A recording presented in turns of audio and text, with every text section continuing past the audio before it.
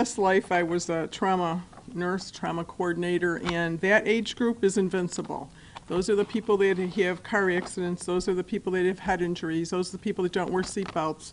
Those are the people that used to drink and drive, not so much anymore, I hope, with Uber. But that group and that population of people don't feel that they are susceptible to these kind of things. It happens to older people. It happens to them, not us.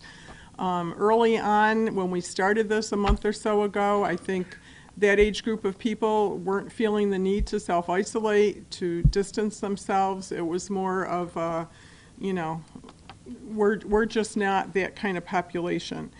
The other thing to note, though, in the age range, when you look at it, one thing is the numbers and the percentage of the high ones.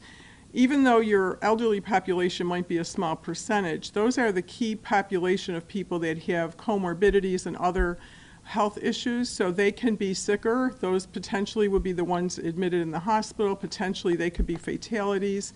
Not to say that younger people won't, but it's tougher for the older population to fight it if they're not really healthy to begin with. But that is that age group of population that we really want to stress to try to stay home, try to, you know, self-isolate, distance yourself. You know, they're very savvy with social media, so, you know, texting and seeing people online and video Skyping and all that kind of stuff is second nature to that population. So we really want to try to enforce the fact that that's what you should be doing now.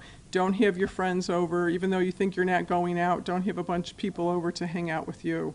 So I think the numbers are really serious, and they show that. So, you know, the most we can get out to the public about that, the better.